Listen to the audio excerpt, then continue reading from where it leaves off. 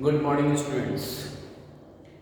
बेटा आज हम 11 कॉमर्स बिजनेस स्टडी के सब्जेक्ट के अंदर लेसन नंबर 3 स्टार्ट कर रहे हैं और लेसन नंबर 3 का जो नेम है वो है private public and global enterprises.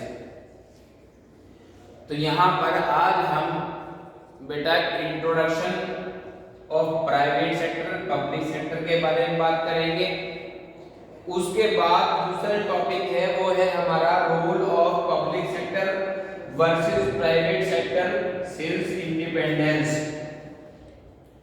यानी कि जब हमारा देश 1947 में आज़ाद हो गया उसके बाद और उस टाइम हमारे यहाँ पब्लिक सेक्टर और प्राइवेट सेक्टर का क्या रोल था और चले आ रहा है इसके बारे में हम डिस्कस करेंगे।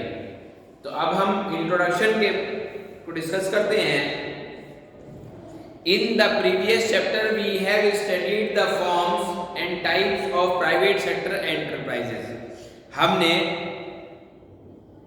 सेकंड चैप्टर के अंदर बेटा ये स्टडी किया कि पब्लिक सेक्टर एंटरप्राइजेस के बारे में कि उनकी फॉर्म्स या उनकी टाइप्स कितनी हैं, उन सबको हमने इंडिविजुअली डिस्कस किया। अब इस चैप्टर के अंदर we shall discuss the role. अब उन पब्लिक सेक्टर उन प्राइवेट सेक्टर का क्या रोल है, फॉर्म्स एंड मेरिट्स वो कितने टाइप के हैं, मेरिट्स उनके एडवांटेजेस क्या हैं, फायदे क्या हैं, डिमेरिट्स उनके नुकसान क्या हैं, लिमिटेशंस क्या हैं, डिसएडवांटेजेस क्या हैं ऑफ पब्लिक सेक्टर एंटरप्राइजेस। तो वहां पर हमने प्राइवेट सेक्टर को डिस्कस किया था, यहां पर हम पब्लिक सेक्टर को डिस्कस कर रहे हैं और उसके मेरिट्स डिमेरिट्स नेचर फॉर्म इनके बारे में हम डिस्कस करेंगे। तो यहां पर हम इस रोल को डिस्कस कर रहे हैं कि पब्लिक सेक्टर का रोल इंडिपेंडेंस के टाइम से लेकर अब तक क्या है और प्राइवेट सेक्टर का क्या रोल है। इमीडिएटली आफ्टर इंडिपेंडेंस देश के आजाद होने के तुरंत बाद government of India nationalised many enterprises कि गवर्नमेंट ऑफ इंडिया ने बहुत सारे इंडस्ट्रीज को एंटरप्राइजेस को क्या कर दिया, नेशनलाइज्ड कर दिया। And also establish many new undertakings और बहुत सारी इंडस्ट्रीज जो हैं एंटरप्राइजेस जो हैं उनको न्यूली एस्टेब्लिश करने की परमिशन दे दी। 1956 के अंदर एक इंडस्ट्रियल रिवॉल्यूशन स्टार्ट हुआ क्योंकि 1948 से लेकर 1956 तक वो रिजोल्यूशन चला, वो रिफॉर्म्स चले, वो रिफॉर्मेशन पॉलिसी अप्लाइड की गई जिससे कि इंडस्ट्रियलाइजेशन के अंदर बदलाव आए। उसको इंडस्ट्रीज के एंटरप्रेन्योर्स ने इंडस्ट्रियलिस्ट ने क्या किया, एक्सेप्ट किया और बताया गया कि the industrial policy resolution of 1948 and 1956 assign dominant role to public sector enterprise कि ये 8 साल ऐसे हैं 1948 से लेकर 1956 तक कि जिसके अंदर एक नई रिफॉर्मेशन पॉलिसी इंडस्ट्री को एनकरेज करने के लिए, इंडस्ट्री को एक्सटेंड करने के लिए बनाई गई और उसमें पब्लिक सेक्टर इंडस्ट्री का बहुत बड़ा रोल बताया गया।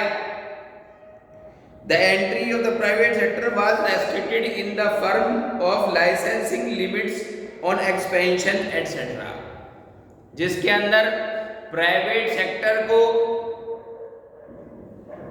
इस 8 इयर्स के अंदर जब रिफॉर्मेशन ऑफ इंडस्ट्री हो रहा था तो उसको रेस्ट्रिक्ट कर दिया गया प्राइवेट सेक्टर को कि आप लाइसेंसिंग लें तब आप इंडस्ट्री के सेक्टर में अपना कदम रखें। जब तक आपके पास लाइसेंसिंग नहीं होगी, आपके पास लीगल अथॉरिटी नहीं होगी, तब तक आप इंडस्ट्री को, अपनी प्राइवेट सेक्टर की इंडस्ट्री को रन नहीं करा सकते। The entry of the public sector was restricted in the form of licensing limits on expansion. In spite of restricted role of private sector continued to grow and contribute in economic development of the country. और private sector के लोगों ने industrial competition के अंदर involve होने के लिए licensing की जो रिक्वायरमेंट थी उसे भी पूरा कर दिया। गवर्नमेंट से एक लीगल अथॉरिटी ले ली, अंडर साइन हो गए गवर्नमेंट के, और उन्होंने उस इंडस्ट्रियल सेक्टर के अंदर स्टार्ट कर दी अपनी इंडस्ट्री और ग्रोथ करते रहे। Day by day, term to term उनकी इंडस्ट्री ग्रोथ करती रही और उन्होंने नेशन के इकोनॉमिकल कंट्रीब्यूशन में भी पार्ट प्ले किया और कंट्री का डेवलपमेंट कराया। In spite of giving priority to the public sector, this sector could not do much for the economic development of the country. लेकिन जब प्राइवेट सेक्टर के आने से पब्लिक सेक्टर के इंडस्ट्रीज के साथ प्राइवेट सेक्टर इंडस्ट्रीज को कंपेराइज किया गया, उसमें तुलना की गई, तो ये पाया गया कि पब्लिक सेक्टर इंडस्ट्रीज जो हैं उनकी ग्रोथ की परसेंटेज कम है, वो इकोनॉमिकल डेवलपमेंट में नेशन की बहुत ही कम कंट्रीब्यूशन कर रही हैं और प्राइवेट सेक्टर की इंडस्ट्रीज जो हैं वो ग्रोथ बहुत तेजी के साथ कर रही है और उनका इकोनॉमिकल डेवलपमेंट में बहुत बड़ा रोल प्ले हो रहा है। दैट इज वाई, इस वजह से 1991 the government of India adopted the policy of liberalization and globalization. इसीलिए गवर्नमेंट ऑफ इंडिया ने 1991 से एक इंडस्ट्रियल रिवॉल्यूशन लाने के लिए इंडस्ट्रियल पॉलिसी का इम्प्लीमेंटेशन किया और उन्होंने पॉलिसी ऑफ लिबरलाइजेशन और ग्लोबलाइजेशन को बढ़ावा दिया। क्यों? क्योंकि पब्लिक सेक्टर की इंडस्ट्रीज इतना ग्रोथ नहीं कर पा रही थी इकोनॉमिकली जितना वो प्राइवेट सेक्टर कर रहे थे। Under this policy the private sector was assigned an important role. इस पॉलिसी के अकॉर्डिंग जो है पब्लिक सेक्टर की इंडस्ट्रीज सबसे बड़ा रोल प्ले कर सकती थी। वो तो अपने का डोमेस्टिक कंट्री में तो कर ही रही थी, लेकिन अगर हम एक्सपोर्ट और इंपोर्ट की बात करें, एब्रॉड कंट्रीज के साथ रिलेशन, ट्रेड रिलेशन की बात करें, लिबरलाइजेशन और ग्लोबलाइजेशन की बात करें, तो उसके अंदर भी प्राइवेट सेक्टर की इंडस्ट्रीज अपना बहुत बड़ा रोल प्ले कर रही थी।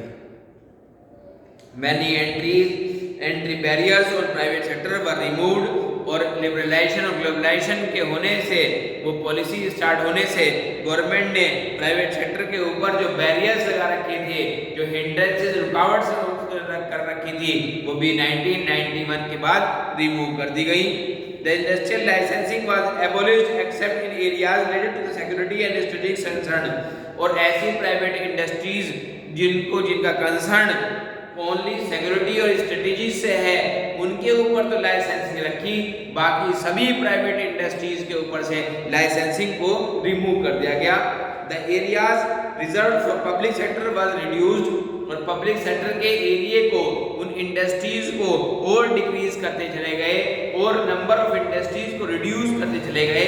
इसका मतलब क्या हुआ कि पब्लिक सेक्टर का जो एरिया था वो भी रिड्यूस हो गया। The limit of expansion was raised by amending MRTP Monopolistic and Restrictive Trade Practices Act। और इस एक्ट के अकॉर्डिंग जो गवर्नमेंट ने बनाया था MRTP Monopolistic and Restricted Trade Practices Act बनाया गया था, उसके अकॉर्डिंग पब्लिक लिमिटेड कंपनीज की, यानी कि आपके पब्लिक सेक्टर की कंपनीज की भी एक लिमिटेशन कर दी गई और प्राइवेट के सामने, और प्राइवेटाइजेशन फैक्ट्रीज को प्राइवेट सेक्टर की फैक्ट्रीज को लिबरलाइजेशन के थ्रू, ग्लोबलाइजेशन की पॉलिसी के थ्रू और एक्सपेंड कर दिया गया और बढ़ा दिया गया। तो पता ये लगा 1990 के बाद कि जब 1991 से new industrial economical policy start हुई तो उसमें लिबरलाइजेशन और ग्लोबलाइजेशन के बेनिफिट्स है, उसके बिहाफ से पब्लिक सेक्टर का रोल जो है वो डिक्रीज हो गया, रिड्यूस हो गया, और प्राइवेट सेक्टर का रोल जो है वो इंक्रीज होता चला गया।